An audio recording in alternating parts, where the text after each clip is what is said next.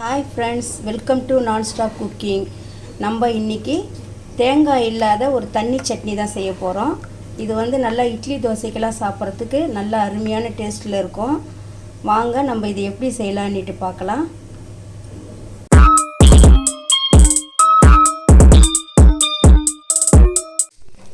இப்போ வந்து நம்ம ஒரு பேன் வச்சுட்டு நான் வந்து ஒரு 50 கிராம் வேர்க்கடலை எடுத்து இந்த பேனில் போட்டு நல்லா நம்ம வறுத்துக்கலாம்.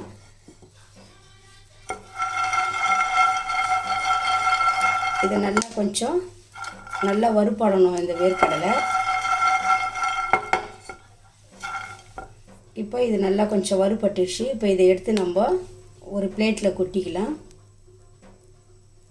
இப்போ இந்த வேர்க்கடலையை எடுத்து கொட்டிக்கின்னு நம்ம ஒரு பிளேட்டில் கொட்டிக்கலாங்க. இப்போ இதுலேயே வந்து 25 கிராம் வந்து பொட்டுக்கடலை, இதையும் நம்ம லைட்டாக வறுத்துக்கலாம். இப்போ நம்ம 50 கிராம் வேர்க்கடலை எடுத்தோம், இதுக்கு 25 கிராம் வந்து பொட்டுக்கடலை எடுத்து இதையும் லைட்டாக வறுத்துக்கலாம், அதிகமாக வறுக்கக்கூடாது. இதையும் எடுத்து பிளேட்டில் கொட்டிக்கலாம். நம்ம வேர்க்கடலையில் இருக்கிற இந்த தோலியெல்லாம் எடுத்துட்டு சுத்தம் பண்ணிடலாம். இப்போ வறுபட்டுச்சு, இதை எடுத்துடலாம். இப்போ ஒரு பேன் வச்சுட்டு நம்ம இதில் வந்து 1 டீஸ்பூன் எண்ணெய் விட்டுக்கலாம். இப்போ இந்த எண்ணெய் காஞ்ச உடனே இதில் வந்து ஒரு 1/2 டீஸ்பூன் சீரகம், ஒரு 4-5 பல்லு பூண்டு, உரிச்ச பூண்டு, இப்போ இதில் 2 பச்சை மிளகாய் போட்டுக்கலாம். இப்போ இது நல்லா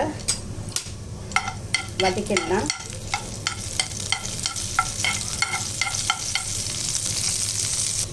இப்போ இதிலே நம்ம கறிவேப்பிலை போட்டுக்கலாம்.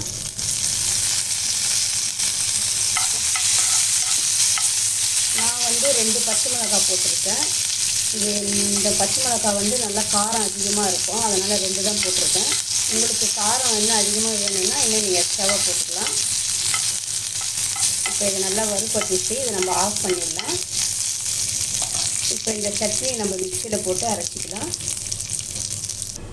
இப்போ வந்து நம்ம இந்த மிக்ஸி ஜாரில் நம்ம பச்சை மிளகாய், கறிவேப்பிலை, சீரகம், பூண்டெல்லாம் நம்ம நல்லா வதக்கி வச்சுருக்கோம், அது இதிலே போட்டுட்டோம். இதிலே வந்து நம்ம வந்து வேர்க்கடலை நல்லா தோலெல்லாம் எடுத்துட்டு வேர்க்கடலை, பொட்டுக்கடலைலாம் வறுத்து வச்சுருக்கோம், அதையும் இந்த மிக்ஸி ஜார்லேயே போட்டுக்கலாம். நம்ம வேர்க்கடலை 50 கிராம் எடுத்திருக்கோம், பொட்டுக்கடலை வந்து 25 கிராம் எடுத்திருக்கோம். வேர்க்கடலையை விட பாதி தான் நம்ம பொட்டுக்கடலை இதில் போடணும். இதுக்கு தேவையான அளவு சால்ட்டு போட்டுக்கலாம்.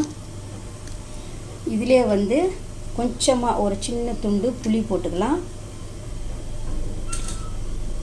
கொத்தமல்லி கொஞ்சம் போட்டுக்கலாம்.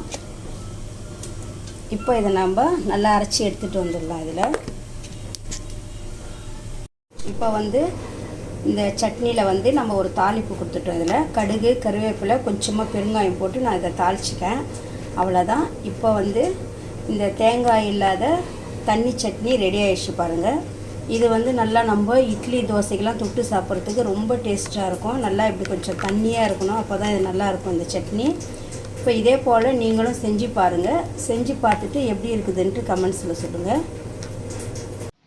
இந்த வீடியோ உங்களுக்கு பிடிச்சிருந்தா லைக் பண்ணுங்கள், ஷேர் பண்ணுங்கள், கமெண்ட் பண்ணுங்கள், சப்ஸ்கிரைப் பண்ணுங்கள்.